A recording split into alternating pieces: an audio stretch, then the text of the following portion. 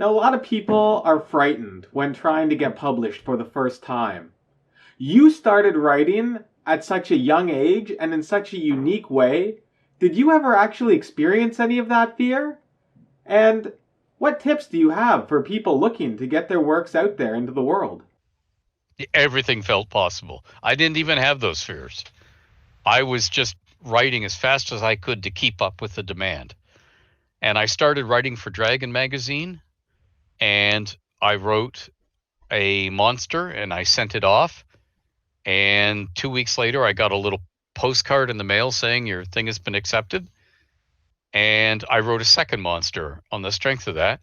16 days after I mailed it, my issue of Dragon came back to me, my new issue with my monster in it. I thought, oh, they're desperate for monsters.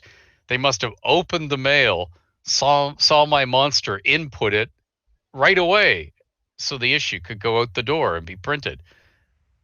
They're desperate for monsters. So I wrote a whole pile of them. You see, I never had that problem. And so fear was not something I ever had to deal with, and neither was rejection for the longest time. I never had anything come back. So I am unusual in that I got spoiled in that a lot of the hurdles that people face getting into publishing, where they try and shop a novel for years and they send it unsolicited and it just goes to the slush pile and then gets form rejected, not suitable for our needs at this time, which tells you nothing. Or they had to fight to get an agent, because we don't look at manuscripts that aren't repped by agents. They usually just use the word unsolicited, but it means the same thing in this context. I never had to worry about that. These days, guess what? None of you students have to worry about it either, because you can self-publish. That was not a route open to the vast majority of us when I started writing. There were gatekeepers. Unless you owned your own pulp and paper mill and had lots of trees to cut down, you couldn't make your own paper. You couldn't publish. And even if you couldn't get into the distribution network. Now, anybody can publish their own ebook, or they can publish through Amazon. And if they jump through Amazon's hoops, Amazon will actually set up print on demand editions so that your book can be published and look as good as most of the major offerings from the major publishers.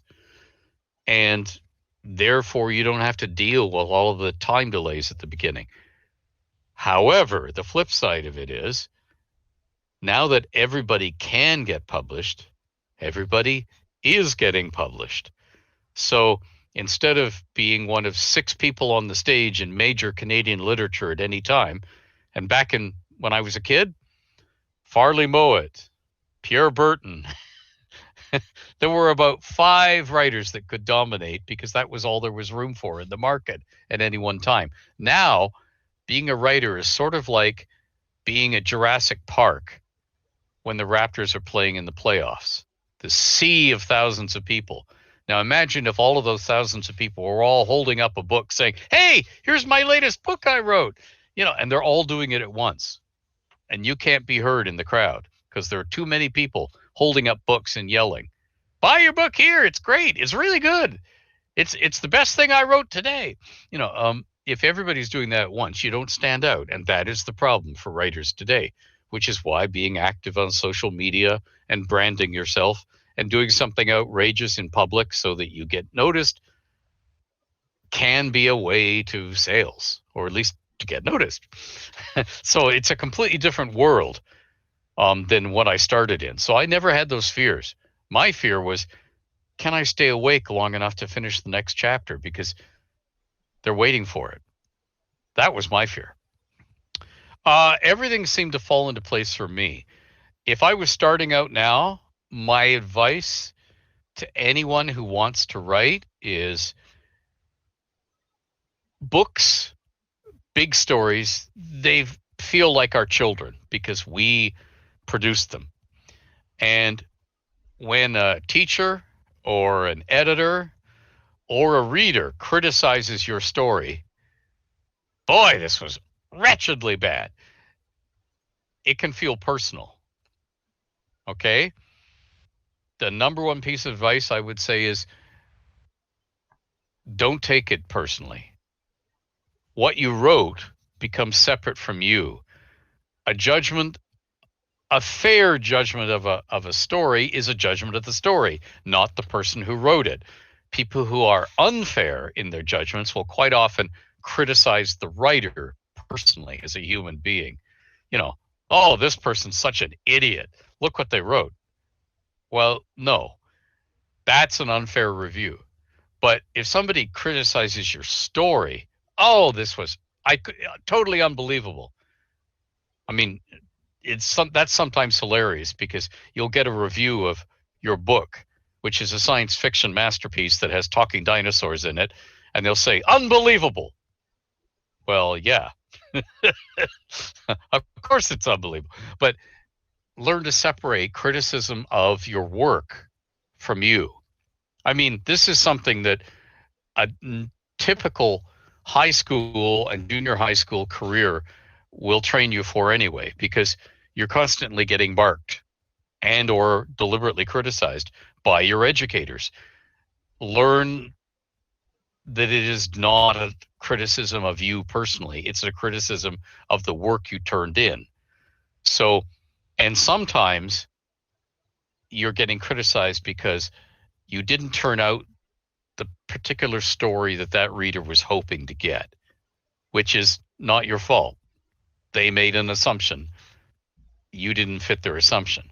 And in some cases, you'll be rejected by an editor, not because what you wrote wasn't great. It was, but it wasn't what they were looking for. If they're trying to publish 20-page long teenage romances that have no sex, no swearing, no violence, and you turn in a story that's too long and has sex, swearing, and violence in it, and they say, sorry, no, this isn't what we were looking for, that's because you didn't provide them with what they were looking to get. It's not a criticism of the quality of your story. It means it's unsuitable for what they needed. And so if you bear that in mind from the beginning and you don't take things personally and you think to yourself that not everything you write is going to sell, or perhaps you shouldn't submit everything you write to the same market. You should self-publish some things or put them away in a drawer because you think that story isn't quite right yet. Let me put it away in a drawer and come back to it. If you do that, you'll feel a lot happier.